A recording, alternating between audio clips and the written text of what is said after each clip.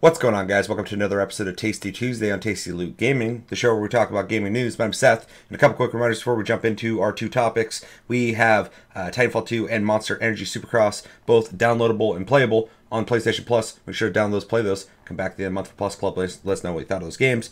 We'll let you know what we thought of them. I forgot that Monster Energy Supercross even existed, so we'll have a good conversation about that, I'm sure. And our Game of the Month pick by you guys is Sea of Thieves, which is a pirate first-person four-player co-op steal chickens, get booty game. Play that. Come back at the end of the month for Game of the Month, and we'll have a discussion about that as well. Need to definitely make time to play with the community with that game. This month has been a little more hectic than I would prefer. We have Discord, link down below. You can talk to us anytime, all the time, and we're on iTunes, Spotify, and other podcast platforms if you prefer to listen to us. Also, another quick reminder that we're going to be doing our Game of the Year discussion this weekend, so make sure to think about two runner-ups of what you would say are contenders for Game of the Year, and then your overall Game of the Year. Now, I know this year has been fucking rough. There's been a lot of great games. Every time I think about my Game of the Year or my runners-up, I'm like swapping other games out constantly. I'm playing brand new games. I'm playing Disco Elysium just recently. You can watch the video of that. This is the last video I played or put up.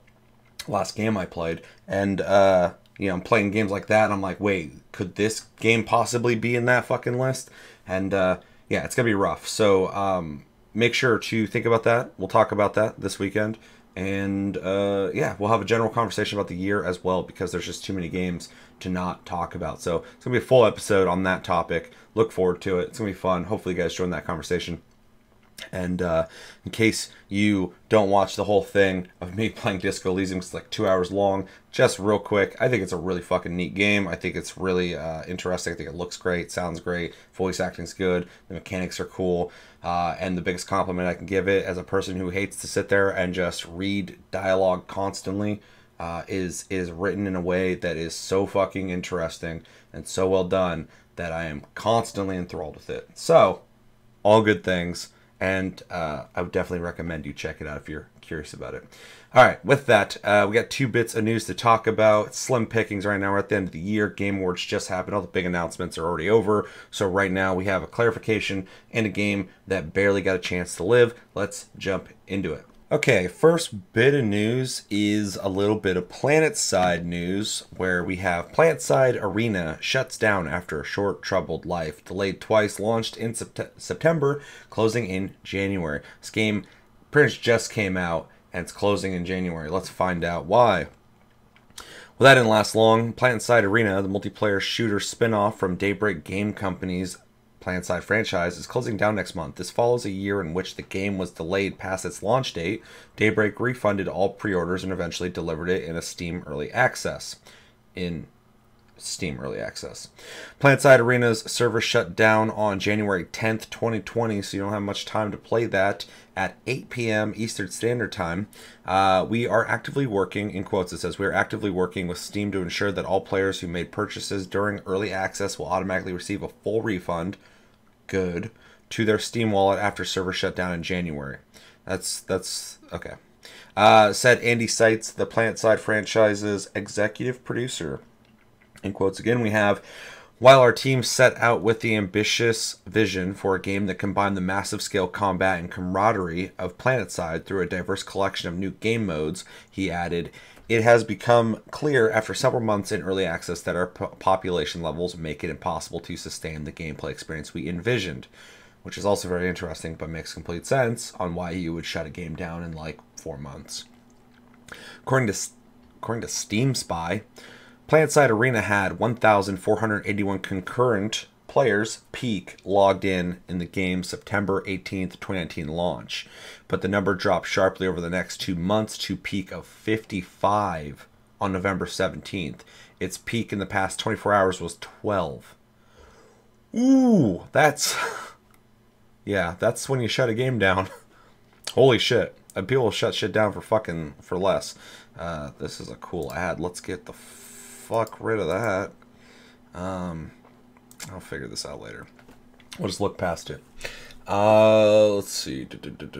In a preview last year, almost a year ago to the day, in fact, Daybreak touted a 64 square kilometer map in scale and Planetside's reputation for huge engagement, including a 2015 battle in Planetside 2 that set a record with 1,158 combatants. Planetside Arena was developed with a 250 on 250 deathmatch in mind. It last saw 500 or more players concurrently logged in on September 24th. So, you know, very interesting that Planetside 2 is a game about big battles. I played it. I'll talk about that. And Planetside Arena, which I was curious about what the point of that was 250 on 250 deathmatch, which is still an insane amount of people and a lot of people in a deathmatch. I mean, that's... I don't know. With yesterday's announcement, Daybreak removed all DLC and virtual currency from sale in the game. Players with existing virtual currency may spend it until the servers turn off in January. Refunds will be issued after the shutdown, Daybreak said. Originally pegged for January 2019 launch, Daybreak instead announced that month that Planetside Arena was delayed to March because it needed crucial feature enhancements and core system improvements.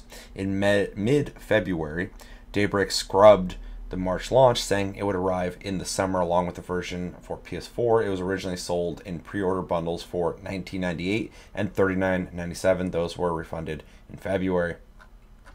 And then the article just abruptly stops at that car commercial and something that says how a sex toy company ended up making a creepy video game figurine. Very interesting. It gives a single shit. Okay, so my thoughts on this is I played Planetside 2. I played Planetside, and I actually really liked Planetside 2 quite a bit.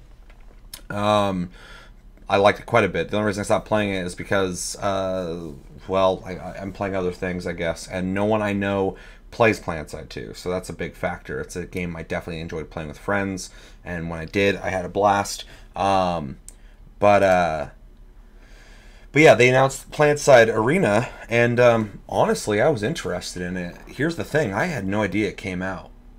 Like, obviously, if I was super hyped on it, I could have paid attention to its release window, but there's so many games coming out that I'm paying attention to over this that I don't, in my opinion, feel like they did a good job on advertising for this, which I think is a big factor of this game's failure.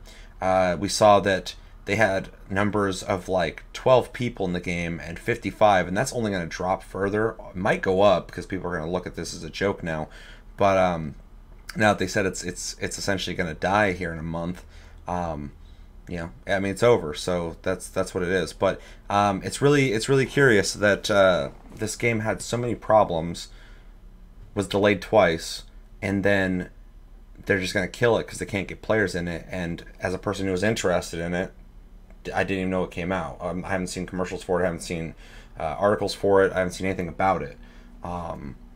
So it's kind of a crazy situation, and it kind of worries me for the company that makes Planetside, because like I said, I like Planetside and Planetside 2. I thought when Planetside 2 came out, it was like an insane fucking game that was free to play. At the time, the standards were different, and you know, now I expect more from free-to-play games. But yeah, this experiment, first off, doesn't even... Well, I guess saying first off, I've been firsting off this whole time. This doesn't even seem like it's the way to go, right? So, like, Planetside 2 already took the idea of what Battlefield did, and they did it, like, bigger and huge and shit, and it was awesome. Taking that idea and pulling it back to, because I'm sure their numbers are down in that game as well. It's been out for a while. Make a Planetside 3. Taking that and bringing it back to a deathmatch game seems like it seems like it's going back. It seems like the wrong step. Why would you go from that to a big deathmatch? Which, first off, deathmatch is like my least favorite thing to do in any kind of shooter. It's boring, it's basic, there's not much going on there. It's just shoot, die, shoot, die. So the idea of like 250 on 250 isn't even appealing to me. Now, they said there's other modes and stuff, or they were gonna put other modes in the game, but it's just, this doesn't even, as a brand, this doesn't seem like something they should have done.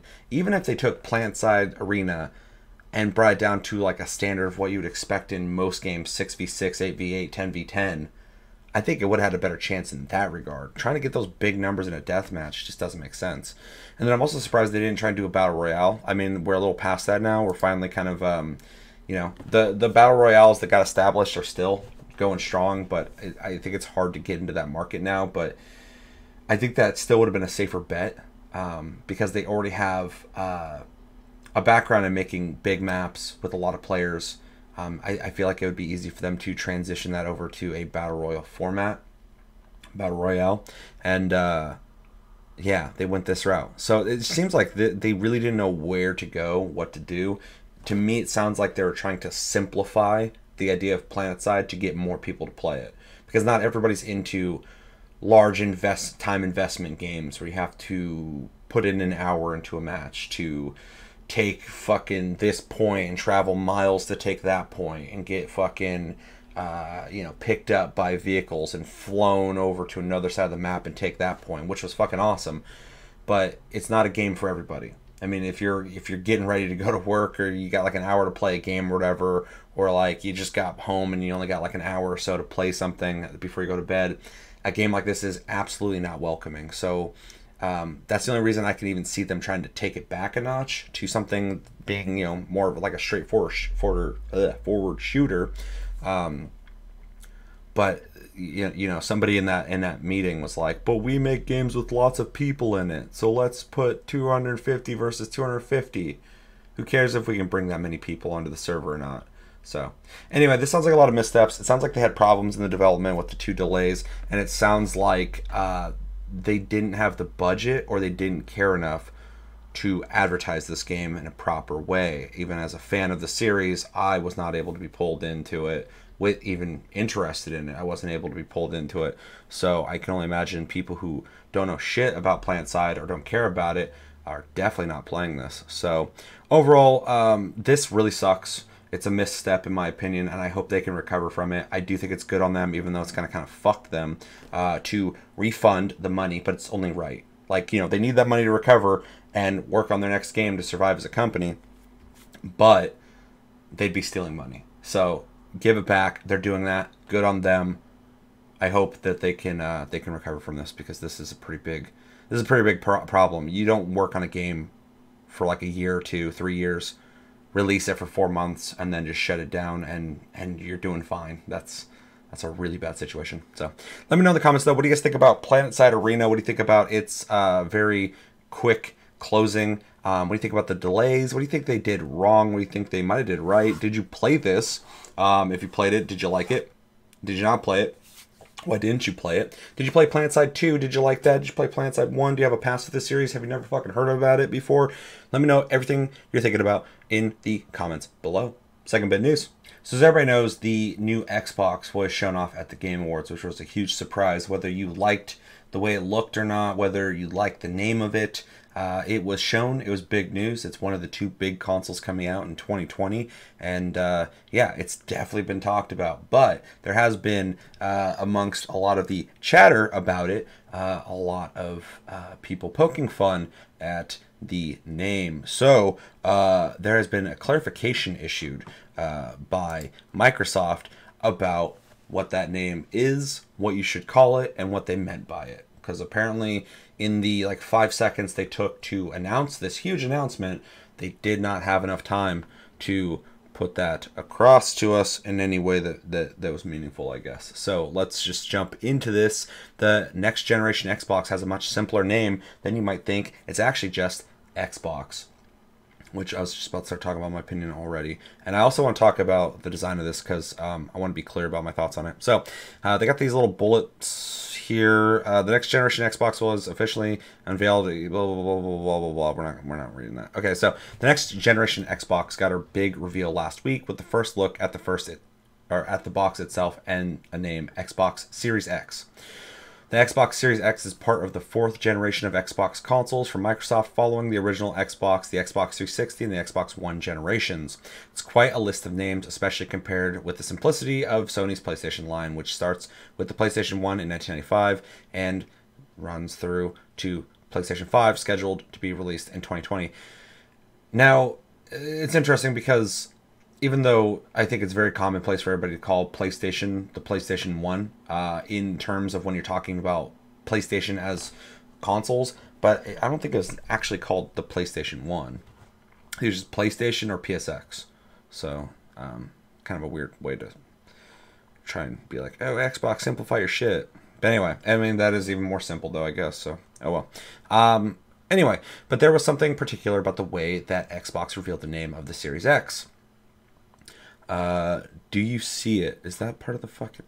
Dude, these websites, I fucking hate them. Look at all this shit. Just find a better way to monetize your shit. Let's see. So they say, do you see it? The new is tiny, followed by Xbox in huge letters, and then Series X in medium-sized letters below that, like this. Upon closer inspection, it appears that Xbox is the make, Series X is the model, as if the name going forward for Xbox consoles is simply Xbox. It turns out there's good reason for that. God, these articles are always so fucking drawn out, and like, and I know they're trying to like put character into the article, like, hey, we're fucking in on it too. We're having fun and shit. Hey guys, but it's never good. I didn't read that and go, wow, yeah, there you go. I'm just like, shut the fuck up. Give me the info. That's it. Like, nobody reads this shit to go, yeah, dude, I'm with you. Anyway, the name we're carrying forward to the next generation is simply Xbox, a Microsoft representative told Business Insider. And at the Game Awards, you saw that name come to life through the Xbox Series X. Okay. Like the first Xbox generation, the next one is simply named Xbox. It's a basic rebranding, but a meaningful one that could help to simplify the Xbox line for interested consumers. It also clarifies Microsoft's intention with its console line. Similar to what fans have seen with previous generations, the name Xbox Series X allows room for additional consoles in the future, and the Microsoft rep told us. Currently, there are two models of Xbox One, the Xbox One X and the Xbox One S. Both came out after the original Xbox One, which launched in November 2013. Holy shit, it's been a grip. For several years, Microsoft also offered the Xbox One, which looked different from both of the consoles seen above. All three of these consoles are part of the Xbox One generation. From 2013 to now, they all play the same Xbox One games, though the Xbox One X is technically far more powerful than the other two boxes. Confused yet? That's exact. Well, I'm not. I'm definitely not confused. But I play video games. That's exactly why Microsoft is simplifying its naming convention going forward. At the same time, of course, the statement indicates that Microsoft is already working on other versions of the next generation Xbox, something that lines up with the rumors of a diskless streaming-focused Xbox. Microsoft isn't saying anything just yet, though. We're excited to offer fans a glimpse at the next generation of gaming with Xbox Series X, the rep said, but beyond that, we have nothing further to share. One thing is clear, that that Series X bit isn't so important. It's just Xbox from now on. Yeah. Some of that, I wonder if that's just smart, like quick rebranding. Like they went to call it that, and people were like, I don't know about that, Chief. And they're like, okay, it's just Xbox. The Series X is just the thing. Don't worry about that. Or if that's how they intended it, which I do believe that's how they intended it, given that Xbox has pretty much been called Xbox almost every single generation. The only one that really deviated a lot was the 360. You had the Xbox, the 360. When Xbox One came out, some people were calling it the One. Some people were calling it, like the Xbox One X, they're calling it the X. But across the board, most of the time, if you say I picked up Forza 4 for Xbox, most people who play video games will know you're talking about the Xbox One. So I think Microsoft has really kind of found a way to just call all of their consoles Xbox. And within context, I think it makes complete sense. Although, it could be a little cleaner. I think most people who play games will understand what the fuck you're talking about. So this isn't a surprise to me at all. In fact, the Series X thing is kind of weird. But that's almost like them just saying that there's a new series of Xboxes coming. I mean, we already heard about Lockhart. We heard about Anaconda. One is supposed to be the powerful console. One's supposed to be like a diskless stream console. And something that we've been talking about on the channel for years at this point is it really seems like Microsoft is pushing Xbox to be a brand for gaming and less about consoles. Now, if you're a big fan of Xbox, I do not mean that as an insult. But when I see what they're doing with Game Pass and how much I love Game Pass and how much they want to put Game Pass on everything, so you're playing Xbox shit everywhere, it does seem like Xbox will be the brand for that. And so going forward, making consoles, it seems like they're just trying to find the best fit for everybody who wants to buy Xbox games. So when they release a stream console, that'll probably be part of Series X or whatever, but it'll still be the Xbox whatever. Possibly. I'm speculating here. But, you know, somebody who doesn't want the big, powerful console with the best graphics, but something that just connects to games and plays them online, they can get that or whatever, and then someone can buy this, and it seems like that's Microsoft's philosophy going forward. So it makes sense to me. Xbox for me is just the brand. It's Microsoft's brand of gaming. It's evolving. So I'm not too confused about this. I do like that they are clarifying that Series X is not what you should be focused on. It's just the term Xbox. Series X is telling you there's a new series. I wish they would have called it something else though, because how many times are we going to keep using the X? We had the Xbox One X, and then we get the Xbox Series X. Like, call it Series A, Series B, Series C, something. But they'll be fine. They'll be fine. They don't need I'm not trying to give my thoughts on how they can make things better. I'm just saying I would prefer that. Yeah, so that's clarified. It's the Xbox going forward, and as new models of the Series X Xboxes come out, they'll probably have their own little names for what they're meant to do. And yeah, pretty straightforward. Hopefully everyone's cleared up on that and it makes complete sense. I know we were all kind of joking about the name Series X there for a little bit. I know Keith made a joke about Mega Man, which I thought was very appropriate and accurate. Yeah, then also I just want to talk real fast because we didn't have much time during the Game Awards to talk about our thoughts on the Xbox, part of the Series X line of Xboxes coming out. And I just wanted to, because I'm hearing a lot of negative stuff, which is fine, obviously. And not a whole lot of positive stuff, which is also fine. But I find it interesting just because it's more so this thing doesn't leave a whole lot to be, it leaves a lot to be desired. I mean, like, it's literally a box. It just comes down to if you mind the box, right? I think it's a really safe design because it's just a box. I think the top is interesting. It kind of gives me some 360 vibes to it because the 360 had the curved inside parts of the box that they originally said back then they wanted to. They made the Xbox big and massive, and then when they made the 360, they turned it white because they wanted to be in contrast to the original Xbox, but they also made it curved because they wanted to be like you were breathing in and then breathing out, like fresh air. Something new, which I think is always really interesting here about the design of things. So it kind of reminds me of that in the sense that the top is curved in like that. In the video, we saw lights in there.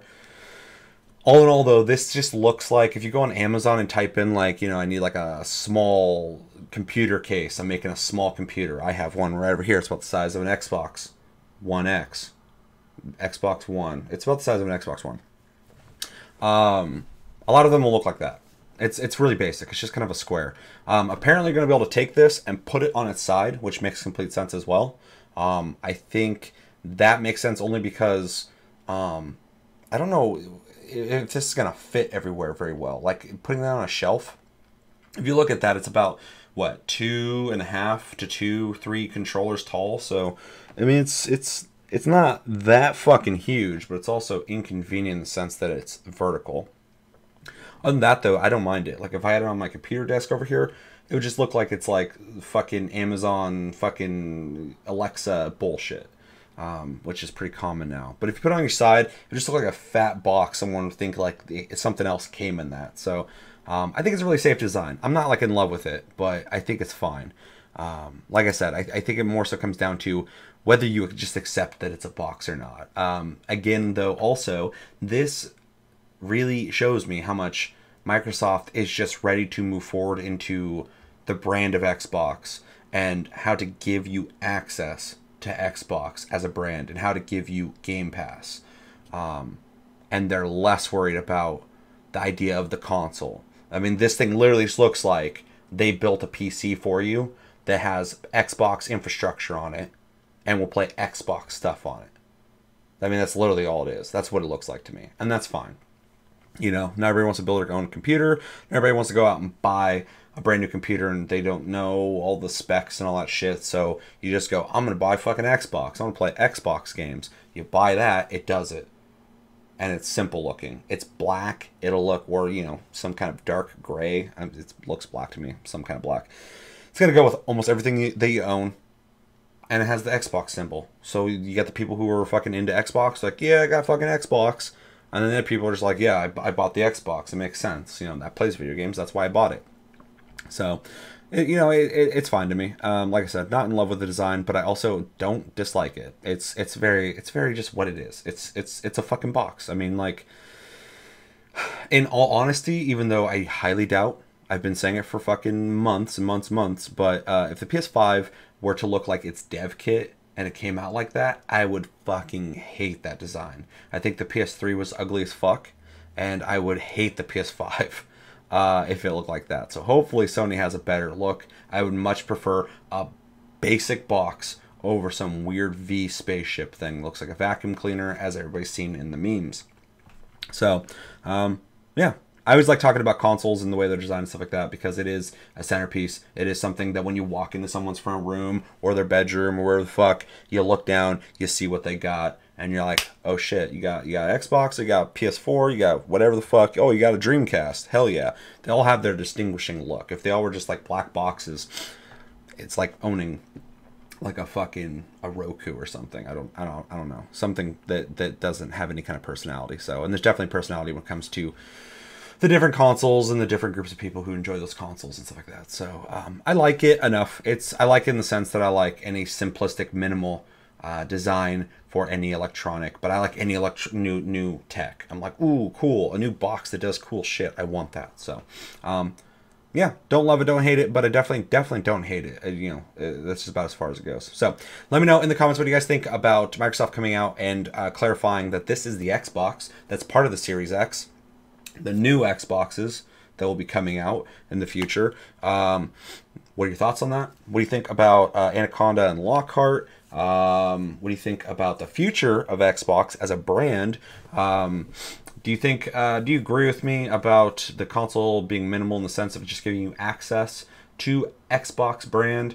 Or do you think that they are absolutely trying to still push the console in some kind of way that is to, I don't know, compete in the same way that Sony's trying to compete with their console? I really feel like Xbox is going to make the jump to Game Pass and streaming before PlayStation will make that move. So we'll see. And what do you think about the design of the Xbox? Do you love it? Do you hate it? Are you pretty meh about it like me? Let me know everything you're thinking about in the comments below about Xbox and everything Xbox in the future. But that's going to do it for this episode of Tasty Tuesday on Tasty Loot Gaming. As always, thank you for watching. Make sure to like and subscribe if you enjoyed this episode. Make sure to check out our other episodes. Check us out on Tumblr, Twitter, and Facebook at Tasty Loot Gaming. Check out my streams. Links down below.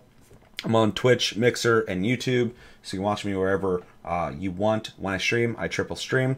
We're on TikTok, Tasty Loot Gaming, and we have a Discord link down below. You can talk to us anytime, all the time. We're on iTunes. Wait, did I already say that? iTunes, Spotify, and other podcast platforms.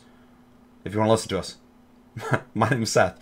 And until the next episode, which will for sure be this weekend for our Game of the Year discussion, make sure to join us and have your games on ya. Which games are your favorite? There's a lot this year. But yeah, until then, my name's Seth. Have a good week, guys, and take it easy.